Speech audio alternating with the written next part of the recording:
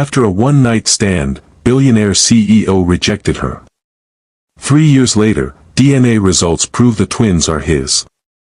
The moment Dr. Gabriel Thorne saw those two pairs of gray eyes staring back at him across that hotel lobby, his entire world shattered into a million pieces. Because those eyes were identical to his own. "Are you the doctor who helps fix people's hearts?" the little girl asked, her voice innocent and curious. Gabriel's breath caught in his throat. "Yes, I am." "And you are?" "Luna. This is my brother River. We live in the mountains with Mama." 6-year-old twins. With his distinctive gray eyes. Standing before the woman he had abandoned 3 years ago because she was quote too complicated. "Why didn't you tell me?" Gabriel's voice cracked with emotions he had been holding back for years. Mira looked at him with the steady gaze of a woman who had survived the worst kind of heartbreak. "Because you had already told me I was too complicated. I wasn't going to hand you responsibility for children out of guilt or obligation. They deserved better than that. Have you ever made a decision that you thought was right at the time, only to discover years later that it cost you everything that truly mattered? What if I told you that sometimes the universe gives us a second chance, but only if we are brave enough to face the truth about who we really are?" This is the story of a man who chose comfort over love, simplicity over depth, and thought he could control his heart like he controlled everything else in his life. But when fate brought his past crashing into his present in the most unexpected way, he had to face a devastating truth. What would you do if you discovered that your biggest mistake had created the most beautiful consequences you never knew existed? If this story resonates with you, if you have ever wondered about the roads not taken or the chances not given, hit that like button right now. And stay with me because this story will change how you think about love, second chances, and what it really means to be a parent. But our story begins 3 years earlier, on a night when rain had been falling for 3 days straight, and two people who thought they knew everything about love were about to discover they knew nothing at all. The rain hadn't stopped for 3 days, and Mira stood at the floor-to-ceiling windows of the penthouse office, watching the city blur into watercolor streaks beneath the storm. The expensive silence of the boardroom felt heavier than usual, broken only by the steady drumming against glass and the quiet rustle of papers being gathered behind her. She could feel Gabriel's presence behind her, could sense the careful distance he had been maintaining for weeks now. The same distance he had perfected in their relationship, the measured space of a man who believed emotions should be controlled like surgical procedures. "It's not working between us anymore." The words came from Gabriel, spoken with the same measured tone he used during quarterly reviews. Clinical. Final. As if their 3 years together were just another business transaction being dissolved. Mira didn't turn around immediately. She kept her eyes on the storm, watching lightning fracture the dark sky, counting the seconds until thunder followed. 1 Mississippi. 2 Mississippi. 3 Mississippi. The sound rolled across the city like a promise that some things, once broken, echo forever. She had known this moment was coming. Had felt it building like the storm outside, in the way his phone calls grew shorter, in the way he looked past her during dinner, in the careful politeness that had replaced the warmth they once shared. "You're too intense, Mira. Too complicated. I need something simpler." She finally turned, her long auburn hair catching the intermittent flash of lightning through the windows. Gabriel stood near his mahogany desk, his surgeon's hands clasped behind his back, his gray eyes focused somewhere beyond her shoulder. Even now, ending what they had built together, he couldn't quite meet her gaze. Dr. Gabriel Thorne. Renowned cardiac surgeon. A man who could hold a human heart in his hands and repair it with microscopic precision, yet couldn't navigate the complexities of loving someone who felt everything deeply. Simpler, Mira repeated, tasting the word like something bitter. She thought of all the nights she had waited for him to come home from the hospital, dinner growing cold while she practiced the conversations they never seemed to have. All the times she had tried to share her passion for her art, her dreams of opening her own gallery, only to see his attention drift to his phone, to the next surgery, to anything but her. "I understand," she said quietly, and meant it. She understood that Gabriel was a man who preferred his emotions sterile, contained, manageable. She understood that her passion for life, for art, for feeling everything deeply had become an inconvenience to him rather than a gift. "I've been seeing someone," he continued, and there it was. The real truth beneath his careful words. "It's been going on for a few months. I should have told you sooner." The lightning flashed again, illuminating his face in stark relief. Handsome. Distant. Already mentally packing away their shared history into neat, labeled boxes that he could store in some forgotten corner of his perfectly organized life. Mira felt something crack open inside her chest, but it wasn't a sharp break of shock. It was something quieter, sadder. The slow recognition of an ending that had been coming for longer than either of them had wanted to admit. "Who?" she asked, though part of her already knew. The late meetings that weren't really meetings. The careful way he had started mentioning certain names. The distance that had grown between them like a slow-moving glacier. Brooke. Her assistant. Her friend. The woman who knew exactly how Mira liked her coffee, who stayed late to help hang installations, who had sat beside her through countless conversations about Gabriel's emotional distance. The woman who had listened to Myra's hopes and fears with sympathetic eyes while apparently offering Gabriel something Mira never could. Simplicity. The betrayal should have knocked her breathless, but instead, Mira felt a strange sense of inevitability. Gabriel had always been drawn to things that didn't challenge him, didn't ask him to grow or change or feel too deeply. Brooke was safe, uncomplicated, content to orbit around his success without creating gravitational pull of her own. "I see," Mira said softly. She moved to the chair where she had left her purse, her movements deliberate and calm. 3 years of her life, 3 years of believing in a future that apparently only she had been building. 3 years of trying to fit herself into the shape of someone who didn't need so much, feel so deeply, dream so boldly. "I'll clear my things out of your apartment this weekend." Gabriel blinked, clearly expecting tears, arguments, desperate pleas for reconsideration. Maybe he had wanted her to fight for him, to prove that she needed him more than he needed simplicity. But Mira had learned something important in her 28 years of life. Dignity was sometimes the only thing you could save when someone chose to walk away from your love. "Mira, I want you to know that this isn't about you not being enough," Gabriel said, his voice softening with what might have been genuine regret. "You're an incredible woman. You deserve someone who can appreciate your depth." "Just not you," she replied, and there was no bitterness in her voice. Only the quiet acknowledgement of a truth they both understood. "Not me," he confirmed. She paused at the door, her hand on the polished handle, and for one moment allowed herself to really look at him. The man she had thought she might marry, the future she had sketched in her mind during quiet Sunday mornings when he had still been present enough to hold her close.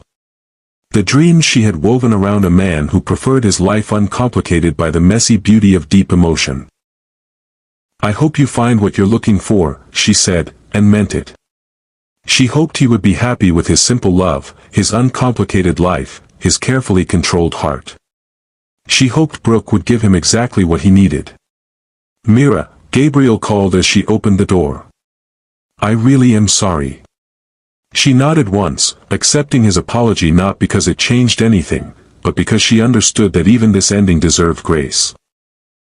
Then she stepped into the hallway, into the elevator, into the rest of her life. The elevator ride down 63 floors felt like descending through layers of her old life, each floor leaving another piece behind. The 37th floor where they had first kissed after a conference dinner. The 45th floor where they had made plans for a European vacation that would never happen. The 52nd floor where she had started to notice the distance growing between them but had convinced herself it was just the stress of his surgical schedule. When she reached the lobby, the storm had intensified, turning the world outside into a cascade of silver and shadow. The doorman offered her an umbrella, but Mira declined with a gentle smile. Sometimes you needed to feel the rain. It wasn't until she stood beneath the awning outside Gabriel's building, rain soaking through her clothes despite the overhang, that she placed a protective hand over her stomach. She had planned to tell Gabriel tonight about the pregnancy test, about the 2 pink lines that had appeared 3 days ago like a miracle and a terror wrapped together. The irony was almost poetic. She had discovered new life growing inside her just as their relationship was dying. Had felt the first flutter of something extraordinary just as Gabriel was deciding she was too much to handle. Now she understood why her body had been trying to tell her something her mind hadn't been ready to accept. She was carrying a piece of their failed love, but she was also carrying something entirely her own. Something that would never be too complicated for her to cherish completely. Standing in the rain, one hand pressed against her still flat stomach, Mira made a decision that would change everything. Gabriel had chosen simplicity. He had chosen Brooke. He had chosen a life without the inconvenient depth of real love. But their child. Their children, she corrected herself, thinking of the appointment next week that would confirm what she somehow already knew. Their children deserved better than a father who saw love as a burden rather than a gift. They deserved better than being someone's obligation. The next morning, Mira called in sick to work for the first time in 2 years. She spent the day in her apartment, surrounded by the life she and Gabriel had built together, carefully sorting through what belonged to her and what belonged to them. The coffee table they had picked out together. The painting he had bought for her birthday but never really understood. The books on art history that she had hoped might help him understand her passion. She packed methodically, without tears, because this wasn't about sadness anymore. This was about transformation. Her friend Jasmine arrived with boxes and wine, prepared for the kind of breakup ritual that involved crying and cursing and dramatic declarations about never trusting men again. Instead, she found Mira calm, focused, almost serene in her determination. "How are you so okay with this?" Jasmine demanded, watching Mira carefully wrap a ceramic vase in newspaper. "The man just destroyed 3 years of your life for your own assistant. You should be furious." "I was never going to be enough for him," Mira replied simply. "Not because I'm not enough in general, but because I'm not what he needs. He needs someone who doesn't ask him to feel deeply, who doesn't challenge him to grow. He needs someone who fits into his life without changing its shape. That's not love, Mira. That's convenience." "I know." Mira sealed another box with tape, her movements precise and purposeful. "But I can't make Gabriel want something he doesn't want. I can't force him to see depth as beautiful instead of difficult." Jasmine set down her wine glass and really looked at her friend. "There's something you're not telling me." Mira paused in her packing, one hand unconsciously moving to her stomach. She hadn't told anyone about the pregnancy yet. Had barely processed it herself. But looking at Jasmine's concerned face, she realized she couldn't carry this alone. "I'm pregnant," she said quietly. The words hung in the air between them like a bridge neither of them was sure how to cross. "Oh, honey," Jasmine whispered, immediately moving to sit beside Mira on the couch. "Does he know?" "No. And I'm not going to tell him." "Mira, whatever you think about your relationship ending, he has a right to know about his child." "Does he?" Mira turned to face her friend fully. "What do you think would happen if I told Gabriel I was pregnant?" "He would do the right thing, as he sees it. He would probably leave Brooke, marry me, provide financial support. He would turn this child into another obligation to manage, another complication to endure." She stood up, pacing to the window that looked out over the city she was preparing to leave. "My child deserves a father who wants to be a father, not one who stays because of duty. Gabriel has already told me that loving me is too difficult. What kind of life would that be for a child?" Jasmine was quiet for a long moment, processing the weight of Myra's decision. "So what are you going to do?" "I'm going to disappear," Mira said simply. "I'm going to find somewhere quiet and safe where I can raise this child surrounded by beauty and love and simplicity of a different kind." Not Gabriel's simplicity that requires cutting away anything challenging, but the simplicity that comes from focusing on what really matters. You're really going to do this alone? I won't be alone, Mira corrected gently. I'll have my child. And I'll build a life where being deep, feeling everything, creating beauty is seen as a gift rather than a complication. 3 days later, Mira loaded her car with everything that mattered and drove away from the city that had held her dreams. She didn't leave a forwarding address. Didn't say goodbye to Gabriel or Brooke or the life she had tried so hard to make work. She simply vanished, like morning mist over water, carrying within her the seeds of a completely different kind of future. Mira disappeared into the mountains of Northern California like a woman shedding her old skin. The winding roads that led away from the city and toward the coast were lined with redwood trees so tall they seemed to hold up the sky itself. She drove slowly, stopping frequently as waves of morning sickness made the journey longer than expected, but each mile felt like a step towards something new rather than a retreat from something broken. She had researched the area carefully during her last week in the city.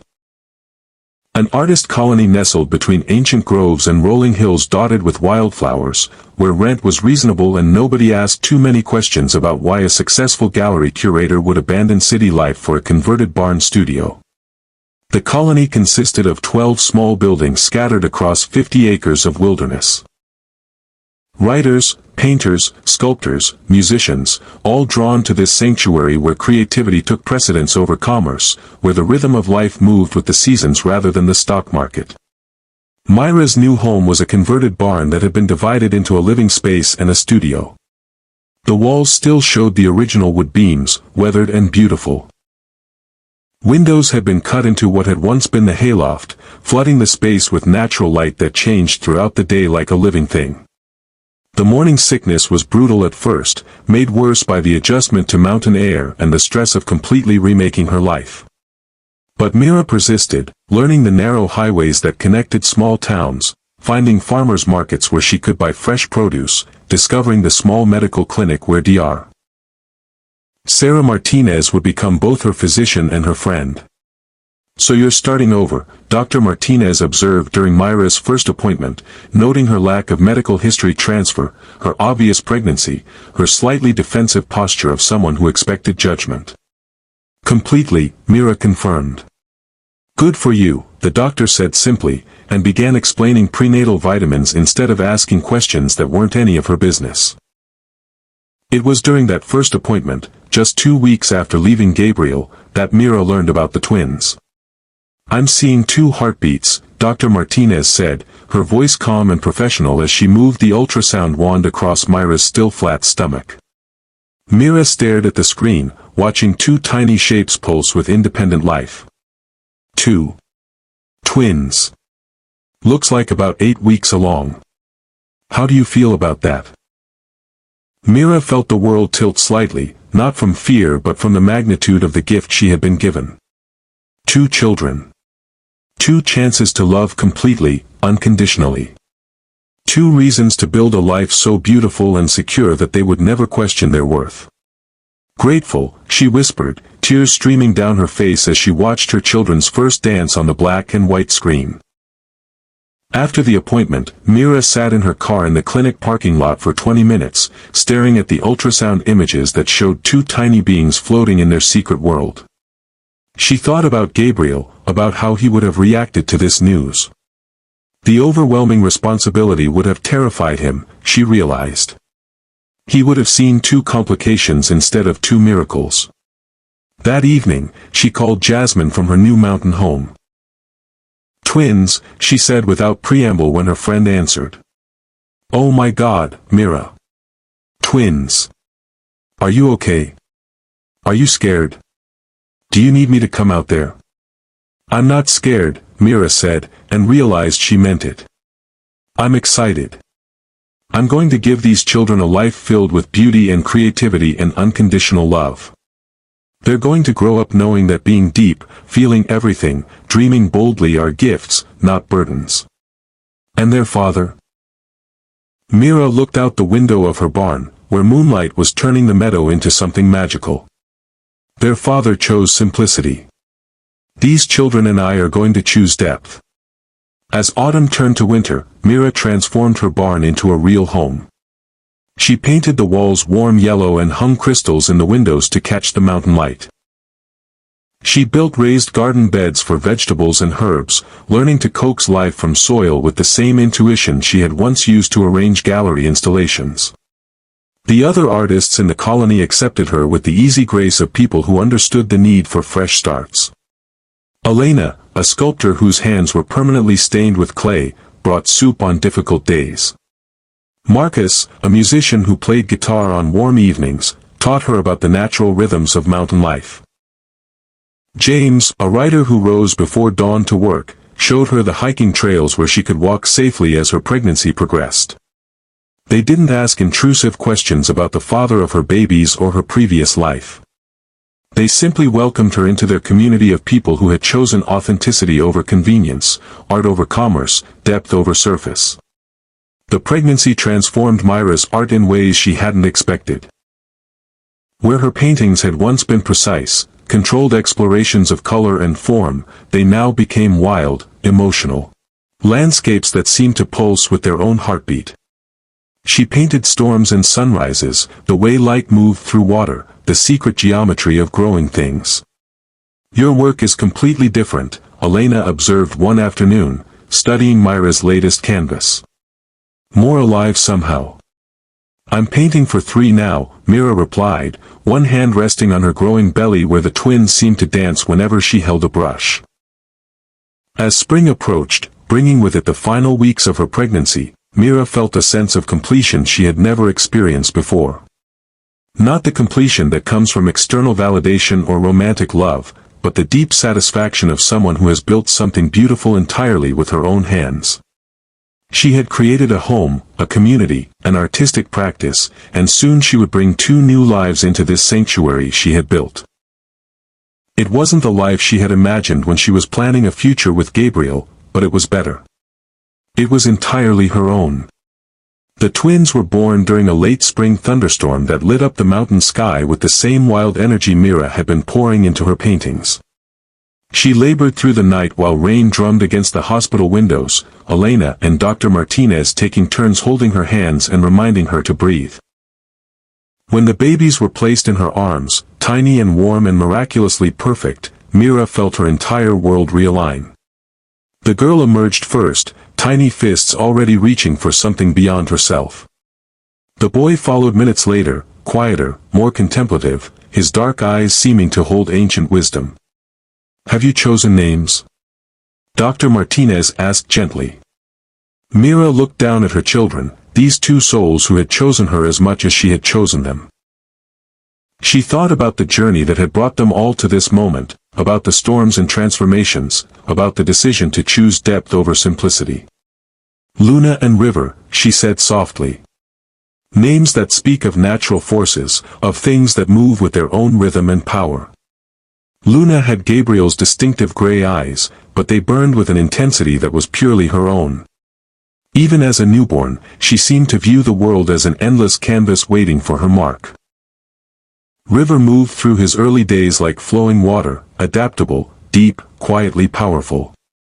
He observed everything with careful attention, his small hands gentle even in sleep. Mira brought her children home to the mountain sanctuary she had built, and for the first time since leaving Gabriel, felt the deep peace of someone who had found exactly where they belonged. She raised Luna and River surrounded by art and music, by the smell of oil paint and fresh bread, by morning hikes through redwood groves where mist clung to ancient branches like whispered secrets. She taught them that love was not something you had to earn through perfection, but something that grew stronger when tended with patience and presence. The art colony became their extended family. Elena taught the twins to work with clay before they could properly walk, their small hands learning the joy of creating something from nothing. Marcus showed them how rhythm lived in everything from heartbeats to rainfall, how music was simply another way of talking to the world. James read them stories under the stars and helped them understand that words could build worlds as real as any place they might visit. These people loved the children not because they belonged to someone important, not because they were obligated to, but simply because Luna and River were beautiful, curious souls worthy of celebration.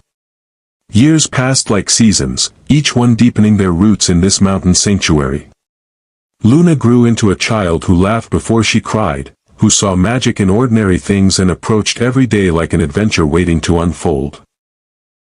She painted with the fearless confidence of someone who had never been told her vision was too much, too intense, too complicated.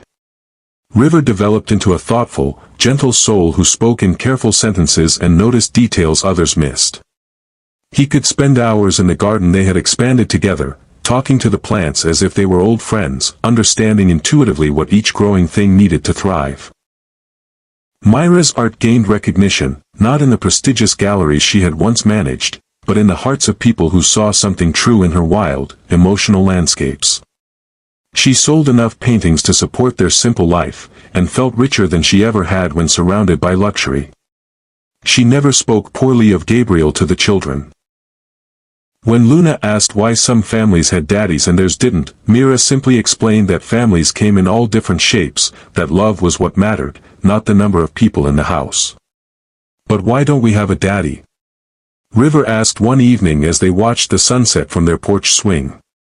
"Because sometimes," Mira said carefully, "the people who help make us aren't ready to love us the way we deserve to be loved.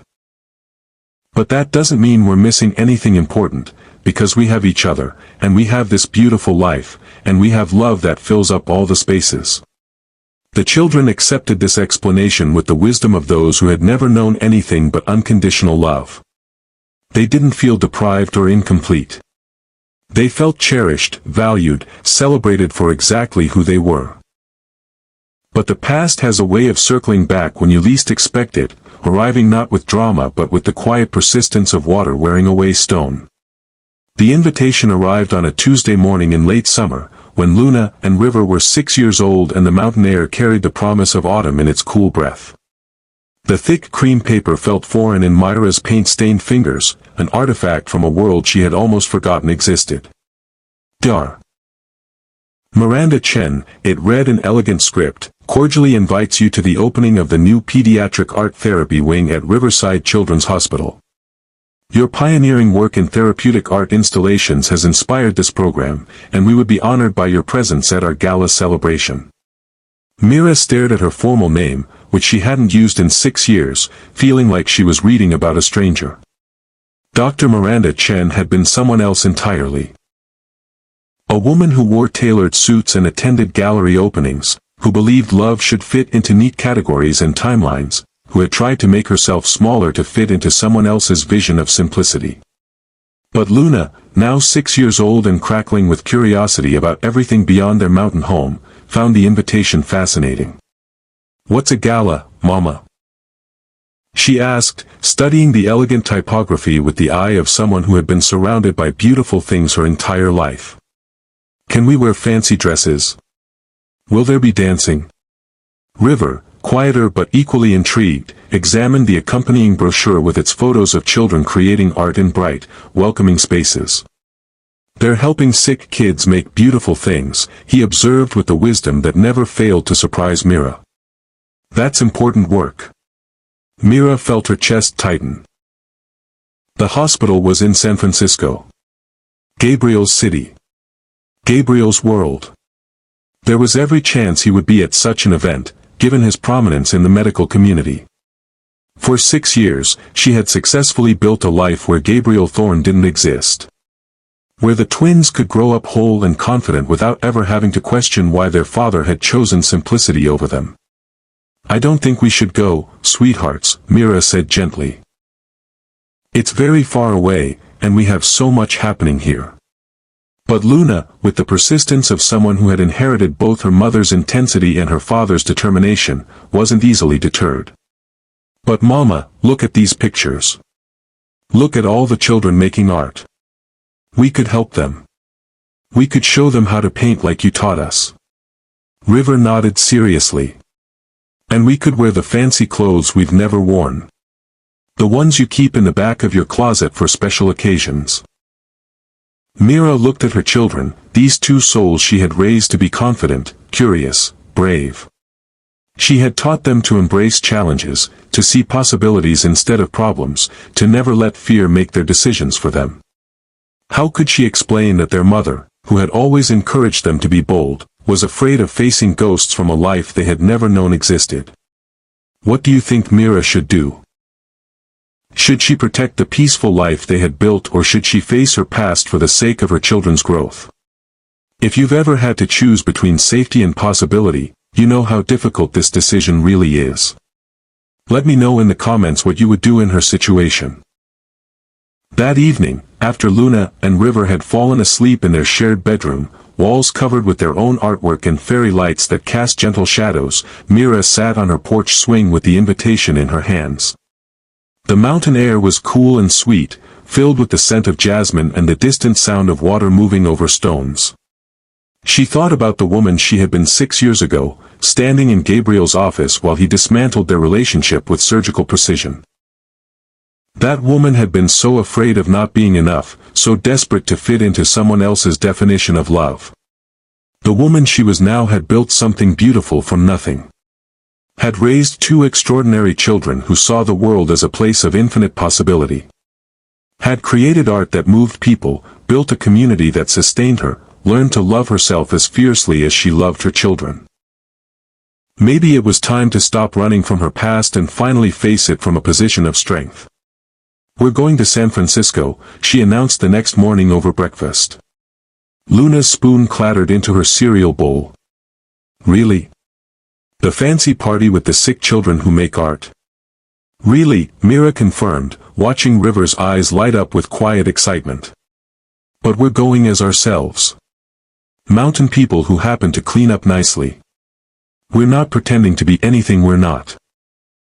The drive to San Francisco took longer than expected, stop and start traffic giving Mira too much time to think while the twins chattered in the back seat about the city appearing through the windshield like something from a storybook.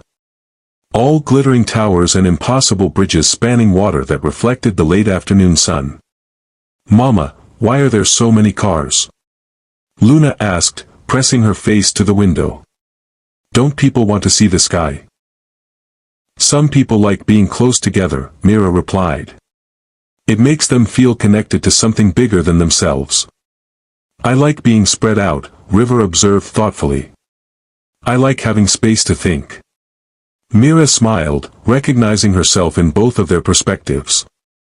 The need for connection and the need for space, the desire to be part of something larger while maintaining individual identity. These were the tensions she had never learned to navigate with Gabriel, who saw everything in terms of either or rather than both and. She had booked a suite at a boutique hotel in the Arts District, wanting neutral ground that didn't hold memories. As they checked in, the concierge mentioned that the Children's Hospital Gala was one of the most prestigious events of the social season, attended by the city's medical and philanthropic elite. Of course it was. And of course Gabriel would be there. That evening, as Mira helped Luna into a midnight blue dress that made her gray eyes luminous and adjusted River's small black suit, she felt the familiar flutter of anxiety in her chest. But it was different now, tempered by 6 years of growth and the unshakable foundation of knowing exactly who she was. "You look beautiful, Mama," Luna said, admiring Myra's simple black dress and the way she had braided silver ribbons through her auburn hair. "We all look like we belong here," River added with satisfaction. "We belong everywhere we choose to be," Mira replied, taking their hands as they headed toward the elevator. The ballroom glittered like something from a fairy tale, all crystal chandeliers and floor-to-ceiling windows overlooking the bay. Mira felt the familiar energy of city social events, the carefully orchestrated elegance that prioritized appearance over authenticity. Luna and River stayed close to her sides, their eyes wide as they took in the opulent space.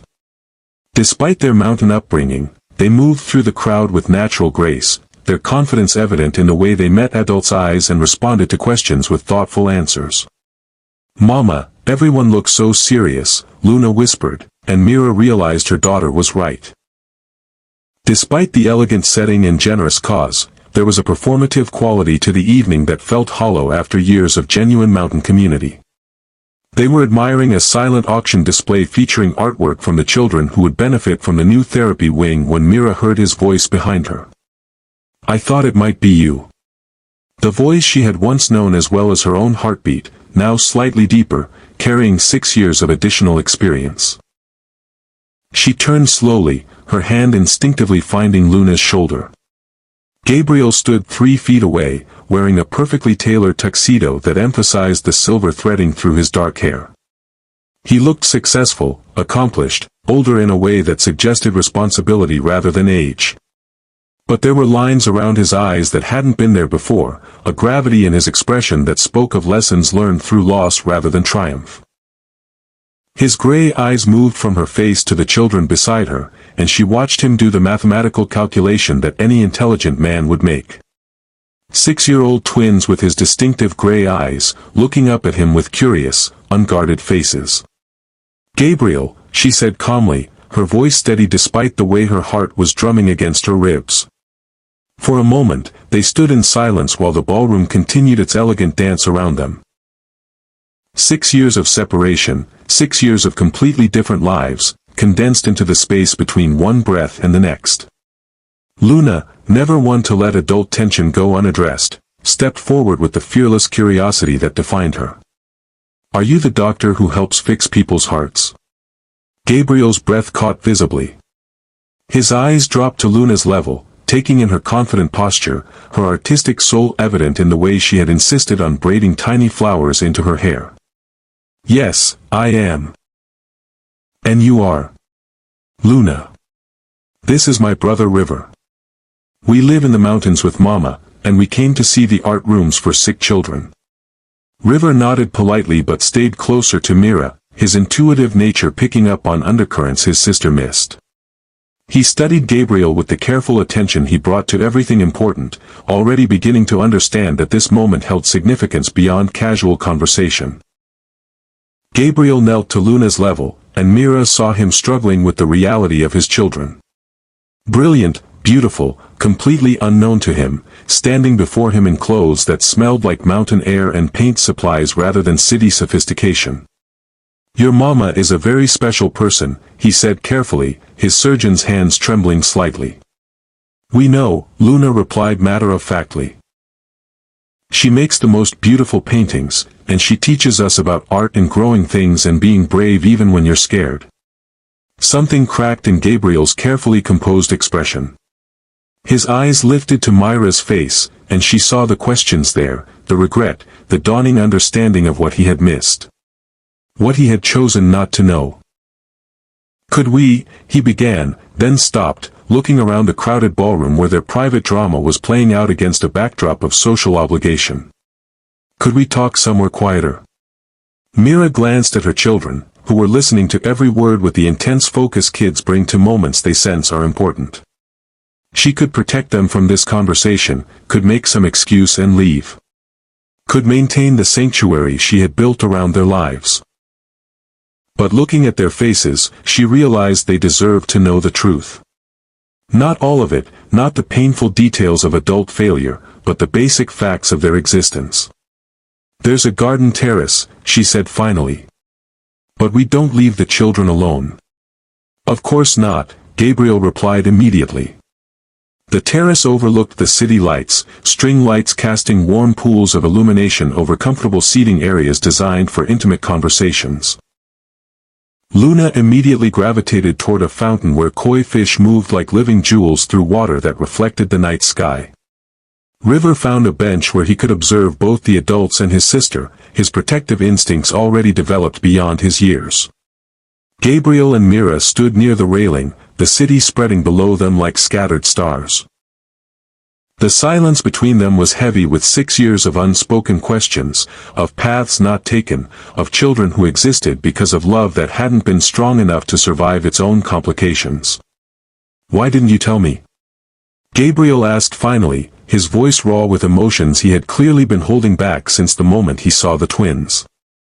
Mira was quiet for a long moment, watching Luna trace patterns in the fountain's edge while River hummed softly to himself. The children who had made her life complete, who had given her purpose beyond any romantic love she had ever known. Because you had already told me I was too complicated, she said finally. I wasn't going to hand you responsibility for children out of guilt or obligation. They deserved better than that. Gabriel's hands gripped the railing until his knuckles went white. I would have done the right thing. I would have supported them, supported you. You would have what? Mira interrupted gently. Done your duty. Provided financial support. Married me because it was the right thing to do. She shook her head. My children deserve love that's freely given, not love born of shoulds and have-tos. Your children. The word seemed to cut him. Our children. Biologically, yes. But Gabriel, they don't know you. You're a stranger who shares their eye color. Luna's laughter bubbled across the terrace as she convinced River to join her at the fountain, their serious conversation temporarily forgotten in the magic of night-blooming jasmine and moving water. God, they're beautiful, Gabriel whispered, and Mira heard genuine awe in his voice. What are they like? What do they love? What makes them laugh? Despite everything, Mira felt her heart soften slightly at the wonder in his voice. Luna is fearless, creative, sees the world as her canvas. She paints like her emotions are too big for her body. River is thoughtful, gentle, has an intuitive understanding of how things grow. He can spend hours in his garden, talking to plants like they're his closest friends. They're artists, like you. They're themselves, Mira corrected. I've never tried to make them into anything other than who they naturally are. Gabriel turned to her fully, his face illuminated by string lights and the distant glow of the city. What do you need from me? Money? Support? I'll give you anything. We don't need your money, Mira said quietly. We have a good life. A simple life, but a full one. Then what? She watched her children by the fountain, their dark heads bent together as they whispered secrets to the fish. Two souls who had never questioned their worth, never wondered if they were too much for anyone to love. If you want to know them, she said slowly, it has to be real. Not guilt, not duty, not trying to recreate something we lost. They're not a path back to us, Gabriel. They're themselves. Whole people who deserve authentic love, not love that comes with conditions or expectations. Gabriel was quiet for a long time, absorbing her words. When he spoke again, his voice was different. Less certain, more humble. I don't know how to be a father. Most parents don't, when they start. But you learn by showing up. By being present. By caring more about their happiness than your own comfort. Before Gabriel could respond, Luna appeared at Myra's side, tugging on her dress with paint-stained fingers that somehow looked perfectly natural against the elegant fabric. Mama, the man at the fountain told us there's dancing inside. Can we see? Mira looked at Gabriel, seeing something shift in his expression as Luna's small hand slipped trustingly into hers. The casual intimacy between mother and daughter, built over 6 years of shared adventures and unconditional love. Would you like to dance with your mama? Gabriel asked Luna, his voice gentle in a way Mira had rarely heard during their relationship. Luna considered this gravely, studying Gabriel with the serious attention she brought to important decisions. Do you know how to dance with children? We're much shorter than grown-ups. Despite everything, the pain and regret and years of separation, Gabriel smiled. The first genuine smile Mira had seen from him all evening. I think I can figure it out. Would you teach me? And just like that, the first bridge was built. Gabriel didn't push. For a man accustomed to control and immediate results, his restraint surprised Mira more than anything else. He didn't demand visitation schedules or legal rights. Didn't hire lawyers or threaten custody battles. Didn't try to insert himself into their mountain life or overwhelm the children with expensive gifts meant to buy affection. Instead, he began visiting quietly, driving the winding highways every few weekends to spend time in their world rather than expecting them to accommodate his. The first visits were stilted, formal. Gabriel would arrive in his pristine BMW, dressed in carefully casual clothes that still looked expensive, carrying his uncertainty like a weight he didn't know how to set down. He didn't know how to talk to children who had been raised on art and nature rather than achievement and competition, who measured success in paint-stained fingers and successful gardens rather than grades or awards. Why does he sit so straight? Luna asked Mira privately after Gabriel's second visit. Like he's afraid the chair will break if he relaxes. He's learning how to be comfortable, Mira explained. Some people have to practice being at ease. But Luna and River had a way of teaching without teaching, of loving without conditions that gradually wore down Gabriel's defenses. They approached him with the same curiosity they brought to everything else in their world, unencumbered by adult expectations about what relationships should look like. Luna showed him her painting corner, where canvases covered in wild, joyful color leaned against the barn walls like windows into her soul. She explained her artistic process with complete seriousness, how different colors had different feelings, how sometimes paint needed to be angry and sometimes it needed to dance. This one is a thunderstorm, she said, pointing to a canvas covered in swirling grays and purples. But see the yellow? That's the lightning that makes everything beautiful. Gabriel knelt beside her, really looking at the painting for the first time. It's powerful. I can feel the storm when I look at it. Luna beamed at having her art truly seen. Mama says art is supposed to make people feel things. Even if the feelings are complicated. The word hung in the air between them, loaded with meaning Gabriel was only beginning to understand. Complicated. The very quality he had once rejected in Mira, now emerging as a gift in their daughter. River shared his garden with equal generosity, walking Gabriel through the neat rows where he had coaxed tomatoes and herbs and flowers into abundant life. He spoke quietly about how plants were like people, how they needed different things to thrive, but they all needed patience and attention and care. This basil was sad for a while, River explained, gently touching the leaves of a plant Gabriel would have considered perfectly healthy. I moved it to get more morning sun, and now it's happy again. Plants tell you what they need if you listen. Gabriel found himself drawn into River's quiet wisdom, learning to notice details he had always overlooked. The way certain leaves turn toward light, the difference between soil that was merely wet and soil that was properly nourished, the patience required to tend something without expecting immediate results. How do you know so much about growing things? Gabriel asked. I pay attention, River replied simply. And I don't give up when something doesn't work the first time.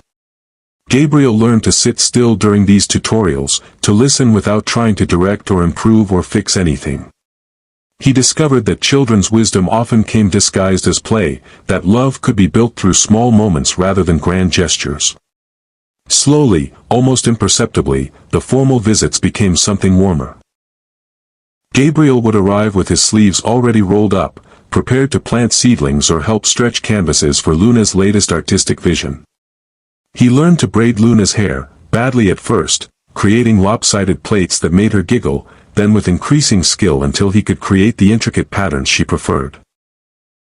He learned to identify River's quieter moods, the times when his thoughtful nature turned inward, and respond with gentle presence rather than questions that might feel like intrusion. You're different with them than you were with me, Mira observed one evening after Gabriel had spent the afternoon helping River build a trellis for climbing beans while Luna painted their portrait. They're teaching me something I never learned before, Gabriel replied, watching through the window as the twins chased fireflies in the gathering dusk. How to be present without trying to control the outcome. Mira watched this transformation with cautious hope. The man who had once told her she was too complicated was learning to find joy in children who were beautifully, wonderfully complex. Who asked impossible questions and gave honest answers that cut straight to the heart of things. But it was during a spring storm, when lightning lit up the mountain sky and the twins huddled close to Gabriel on the couch while he read them stories, that Mira realized the most profound change had happened in her own heart. She was falling in love with the man he was becoming. Not the man he had been, with his need for simplicity and emotional control. Not even the man he was trying to be, with his careful attempts to earn forgiveness and prove his worth. but the man who emerged when he stopped performing and started simply being present with his children. The man who laughed when Luna painted rainbow handprints on his expensive shirt, declaring it improved by art. Who sat in River's garden at sunrise, drinking coffee and talking quietly about how things grow and change and become themselves. Who looked at their chaotic, paint-splattered, joy-filled life and saw not complication but beauty. One evening, after the twins had fallen asleep in a tangle of blankets and picture books, Gabriel found Mira on the porch swing, sketching by lamplight. The mountain air was soft and warm, filled with the scent of night-blooming jasmine and the distant sound of an owl calling to its mate. "What are you drawing?" he asked, settling beside her with the easy familiarity they had developed over months of shared evenings. She turned the sketch pad toward him. It was a drawing of their evening, Luna curled against his side, River's head on his lap, all of them absorbed in the story he had been reading with different voices for different characters. "You look like a family," she said simply. Gabriel studied the drawing, his expression unreadable in the lamplight. "We could be," he said finally. "If you wanted that." Mira set down her pencil, considering his words. 6 months ago, the suggestion would have terrified her. The idea of risking the peace they had built, the possibility of disappointment and heartbreak happening again. "What would that look like?" she asked. "You have a life in the city. A practice, responsibilities, a world that doesn't include mountains and art barns and children who think vegetables are friends. I've been thinking about that. There's a small hospital an hour away that's been trying to recruit me. They need someone to develop their cardiac program." He paused, meeting her eyes. "I could buy a house here. Close enough to be present, far enough to give you space to keep being exactly who you are. You would leave the city. Your career, your life there." Gabriel was quiet for a moment, listening to the night sounds of their mountain home. Owls calling, leaves rustling, the distant sound of water moving over stones. The symphony of a life lived in harmony with natural rhythms rather than artificial deadlines. "My life in the city was successful, but it was never really alive," he said finally. "Here, with you and Luna and River, I'm learning what it means to actually live instead of just existing. And if it doesn't work? If we try this and it falls apart again? Then we'll have tried," he said. "And the children will know that we both chose to try. That they were worth the risk." Mira looked out at the darkened garden where River's plants grew in neat rows, where Luna's wind chimes sang softly in the breeze. She thought about the life she had built here, solid and beautiful and entirely her own. Then she thought about the possibility of sharing that life with someone who had learned to love its complexity rather than fear it. "It would have to be slow," she said. "Real slow. No rushing, no assumptions about what we're building. We're not the same people we were 6 years ago." "I know," Gabriel said. "I don't want to go back to what we were. I want to discover who we could become." Lightning flickered in the distance, followed by the low roll of thunder. But this time, the storm felt like promise rather than ending. Like the natural force that brings rain to nourish growing things. Mira reached for Gabriel's hand, her fingers intertwining with his as they sat together in the gentle darkness, listening to the mountain breathe around them. "Then let's see who we become," she whispered. Over the following months, Gabriel kept his promise to move slowly.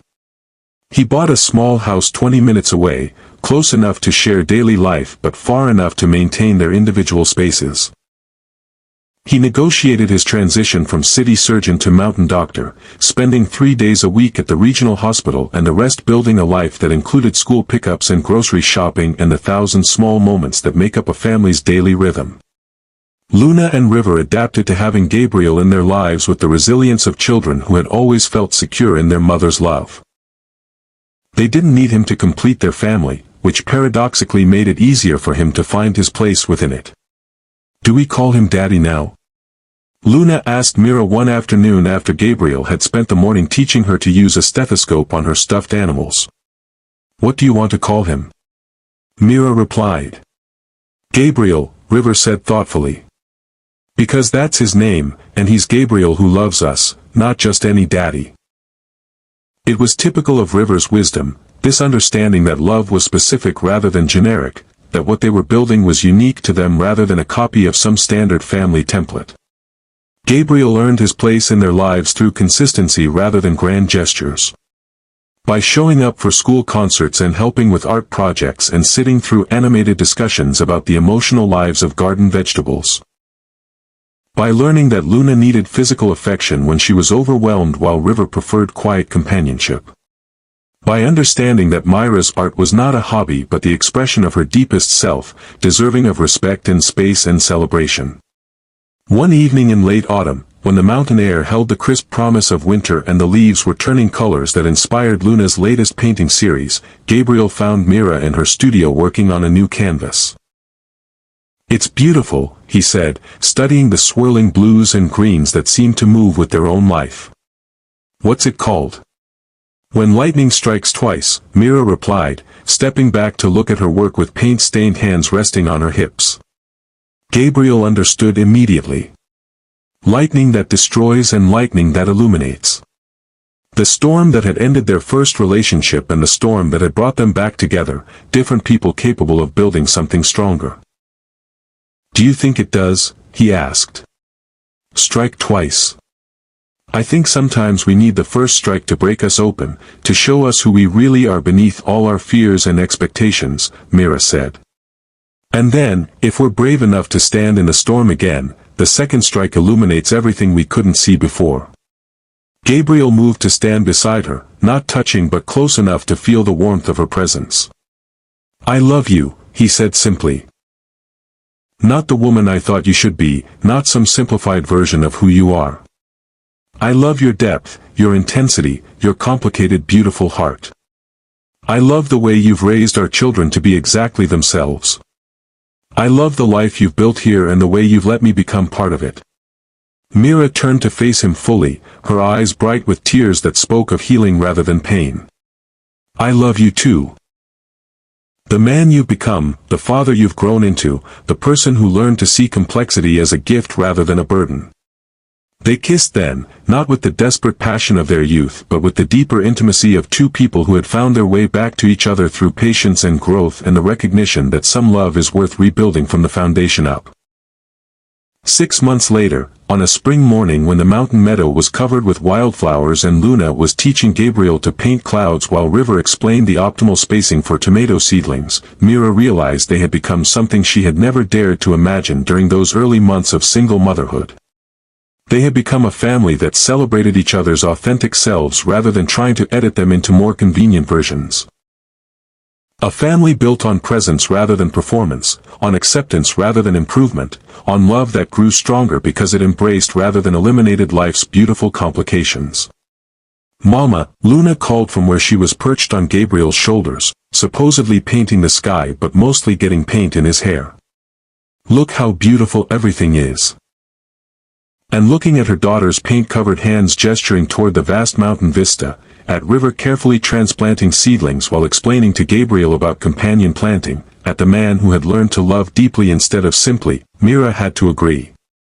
Everything was beautiful. Not perfect, not simple, but beautifully, completely, authentically alive. Sometimes the greatest love stories are not about two people finding each other, but about two people finding themselves first, then choosing to build something new together. Sometimes the deepest healing comes not from forgetting the past but from facing it with wisdom earned through growth. And sometimes, when we are brave enough to stand in the storm again, lightning does strike twice. Not to destroy, but to illuminate everything we never knew we were capable of becoming. If this story touched your heart, if it reminded you that second chances are possible when we do the work to become worthy of them, please hit that like button and share it with someone who needs to hear that love can grow stronger after breaking. Subscribe for more stories about the courage it takes to love authentically, and tell me in the comments about a time when you discovered that what you thought was your greatest complication was actually your greatest gift. Because sometimes the most beautiful families are the ones that grow not from perfection, but from the courage to love each other's imperfections completely.